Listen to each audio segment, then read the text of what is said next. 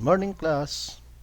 Again, this is another topic in power plant engineering, the diesel cycle. So last time, we already tackled the Otto cycle, which was developed by Otto, okay? A thermodynamic cycle that is used in gasoline engine. By this time, we are going to discuss the diesel cycle, which is also applicable to a diesel engine. So this topic is very important in the introduction of power plant engineering. Okay, so what is this diesel cycle? This diesel cycle is the ideal prototype of compression ignition engine, or commonly known as the diesel engine. This engine is named after Rudolf Diesel, so a French German engineer, 1858 to 1913. So if we look at the diagram on slide, so this is composed of the pressure volume diagram and the TS diagram. So we will notice that as compared to the PV diagram of an Otto cycle, heat addition in an Otto cycle is at constant volume. By this time, since this is a compression ignition engine, heat added is at points 2 and 3. That is at constant pressure process. But anyway, the compression and expansion are all in isentropic process. Okay. So, same as for the TS diagram, 1 and 2 is isentropic. Another is 2 to 3 is constant pressure process or isobaric. And 3 to 4 is another isentropic process, and 4 to 1 to complete the cycle is constant volume process. Okay. So the processes involved in a diesel cycle, 1 to 2 is isentropic compression, 2 to 3 is constant pressure heat addition, or say isobaric. Another is 3 to 4 is isentropic expansion, and 4 to 1 is isometric or constant volume heat rejection. So let's go to the analysis of the diesel cycle. So for isentropic, the equation is PV raised to K equals to constant. Okay, same as for the derivation in an Otto cycle, wherein the absolute pressure at point 2 is also a function of the absolute pressure at point 1 and the compression ratio raised to K. So where the compression ratio is of course the ratio of the initial volume and the volume after compression. Okay?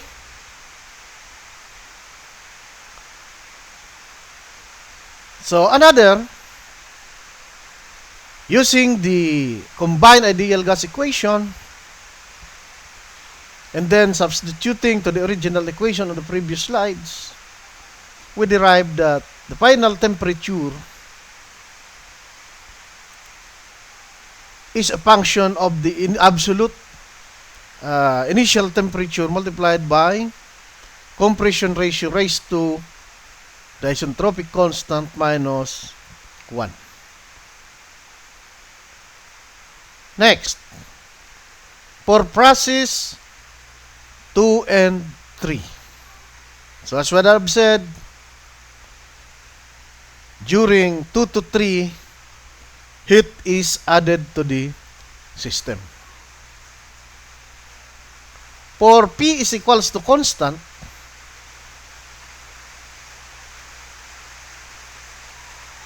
we have the equation B sub 2 over T sub 2 is equals to B sub 3 over T sub 3. Okay. So we know that the ratio of the volume at 3 and volume at 2 is sometimes, or we call that as the cut-off ratio, or designated as RC. What does this cut-off ratio means? Meaning, the injection of fuel starts at 0.3 and ends, or 0.2 rather, and ends at 0.3. Okay? So that's why we call that as the cut-off ratio. Next,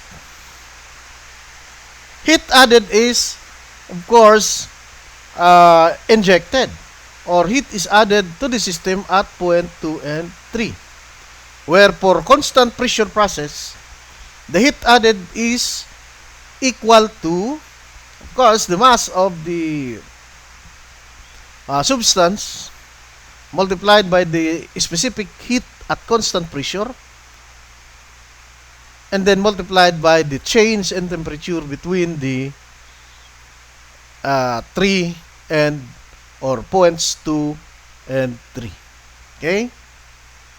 So take note that the specific heat at constant pressure is equals to 1, or to be exact 1.006 kilojoules per kilogram Kelvin. So next, for process 3 and 4, again, this is an isentropic process, where the equation is also equal to PV raised to K is equals to constant. Okay? So, substituting from the equation, or arranging the equation, P sub 3 over P sub 4 equals to B sub 4 over B sub 3 raised to K. But take note that the ratio at 0.4 and the ratio of the volume at 0.4 and 0.3 is called expansion ratio.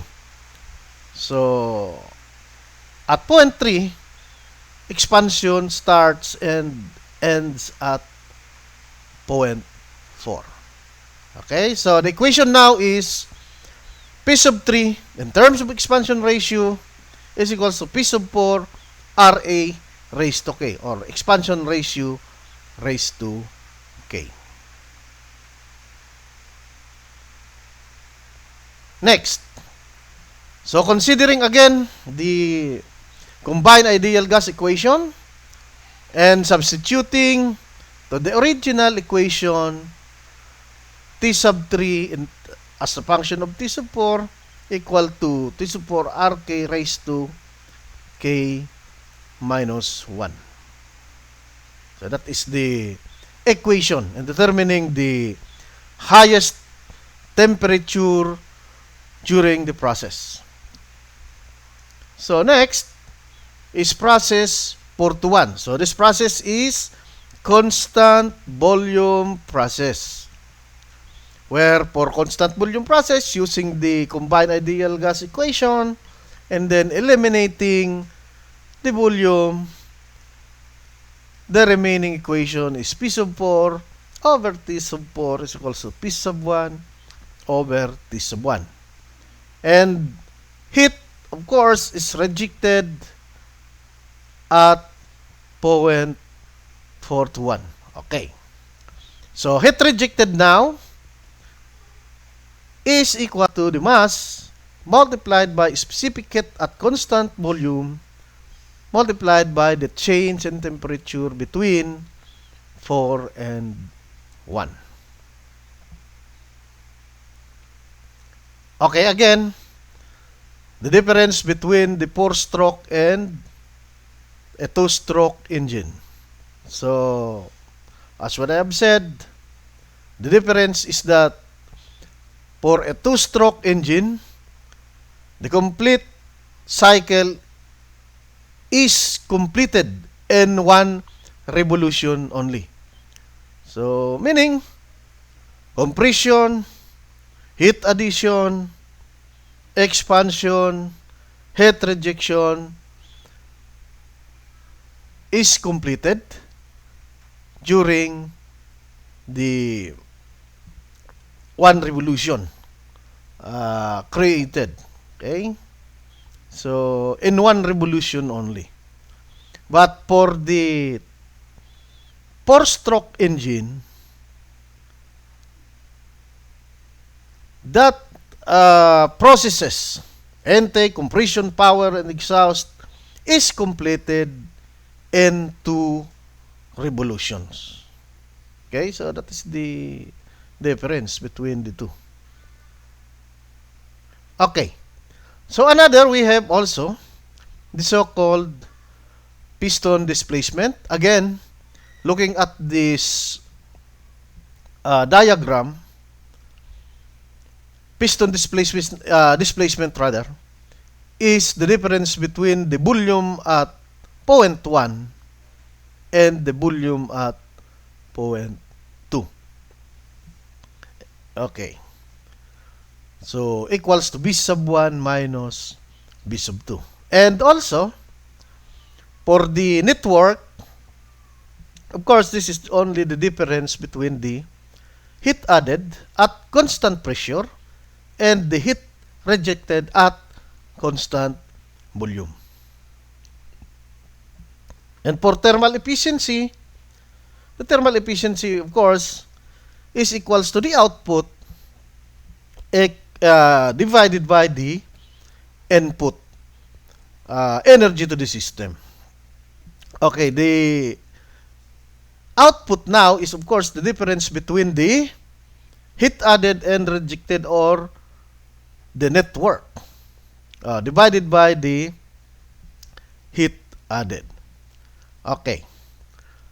So, substituting it now from this equation, and then ET is equals to mCp T sub 3 minus T sub 2 minus mCb T sub 1 or T sub 4 rather minus T sub 1 divided by mCp T sub 3 minus T sub 2.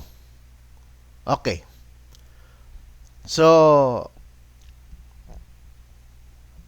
dividing now the numerator by the denominator, Cp multiplied by T sub 3 minus T sub 2 divided by Cp T sub 3 minus T sub 2 is equals to 1. So, this will now become 1 minus Cp T sub 4 minus T sub 1 divided by Cp T sub 3 minus T sub 2 here. Okay. Also, T sub 3 in terms of T sub 4 is equals to T sub 4 multiplied by the expansion ratio raised to K minus 1, where the compression ratio is also defined as the cutoff ratio multiplied by the expansion ratio. And for T sub 2, T sub 1 is equals to RK raised to K minus 1. Okay. So, Cp divided by Cb is also equals to K. So, the Cb in the numerator will, if we bring this down here, this will become Cp over Cb. So, that Cp over Cb is equal now to K here. Okay. So, and then, substituting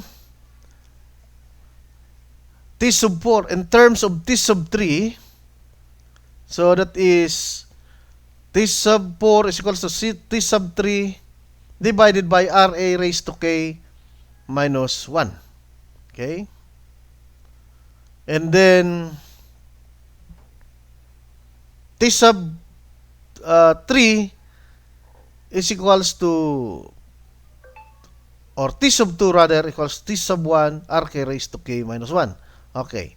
So, substituting it to the equation, and then the derived equation now is equals to 1 minus 1 over RK raised to K minus 1 multiplied by RC raised to K minus 1 over K RC minus 1. So, the thermal efficiency now is a function of the compression ratio and the cut-off ratio. Okay. So, another is compression ratio in terms of clearance volume. Again, that is equal to RK equals to 1 plus C over C, where C, of course, is the clearance volume. And for mean effective pressure, that is equals to the network divided by piston displacement, or the difference between the heat added and heat rejected divided by B sub 1 minus B sub 2 is now your mean effective pressure. Okay. So, let us take an example of this topic. Okay. So, let us now take this example. A diesel cycle operates with a compression ratio of 13.5 and with cut-off ratio occurring at 6% of the stroke. State point 1 is defined by 14 psia and 140 degrees Fahrenheit. For the hot air standard, with K is equals to 1.34, and for an initial volume of 1 cubic feet, or 1 cubic foot rather, compute, okay, A, T sub 2, P sub 2, B sub 2, T sub 3, B sub 3, P sub 4, and T sub 4. Or letter V, heat rejected. Letter C is the work net. D is the thermal efficiency and the mean effective pressure. And finally, for E, for a rate of 1,000 cubic feet per minute, compute the horsepower of the diesel engine. Okay, solution. So, take note that the value of K here is 1.34, below 1.4, meaning the air is hot. Okay? So, the air utilized and the system is hot. Okay.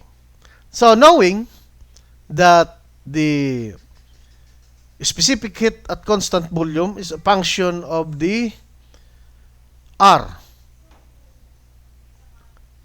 Okay. That is CB equals to R over K minus 1. Or this is the gas constant, R. Okay.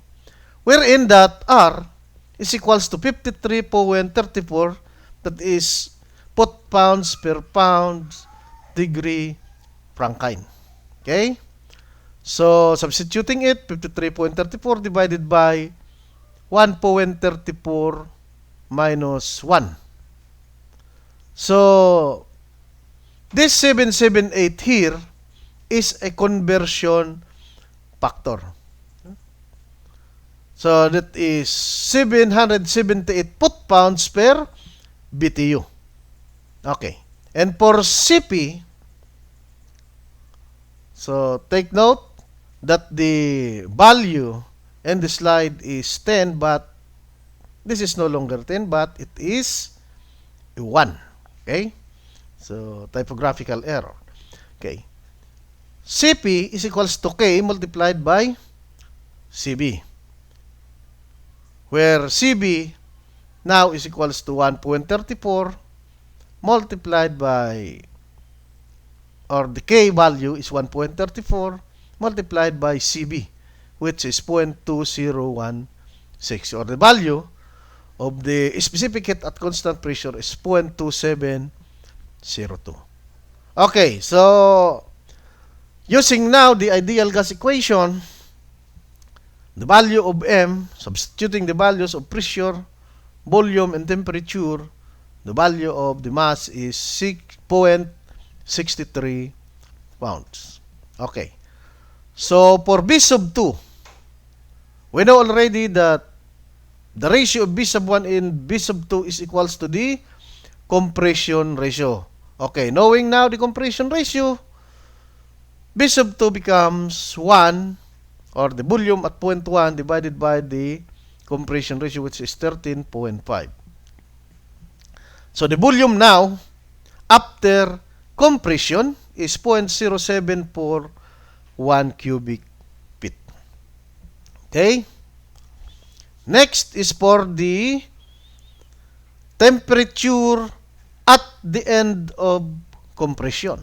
So, that is a function of T sub 1, and the compression ratio, that is now equal to 1454 Rankine, or 1454 degree Rankine, or that is equals to 994 degrees Fahrenheit. Okay. For P sub 2, again, this is a function of the compression ratio. So, that is 457.9 PSI absolute. Okay. So, let us now consider at state point 3. So, where that point 3, at point 3 rather, B sub 3 equals to B sub 2 plus 0.06, or 6% of the piston displacement. Okay, substituting now the value, B sub 3 rather is equals to 0.1297 cubic foot. Okay, and for T sub 3 over T sub 2, so T sub 3 becomes 2085 degrees Fahrenheit. Okay. So, but at state point 4, again, the ratio T sub 3 over T sub 4 equals to B sub 4 over B sub 3 raised to K minus 1. And then, getting the value of T sub 4, substituting the known values, T sub 4 becomes 1,271 degree Rankine, or that is equals to 811 degree Fahrenheit. And for P sub 4, substituting values from the equation, the value becomes 29.7 PSI absolute. Okay.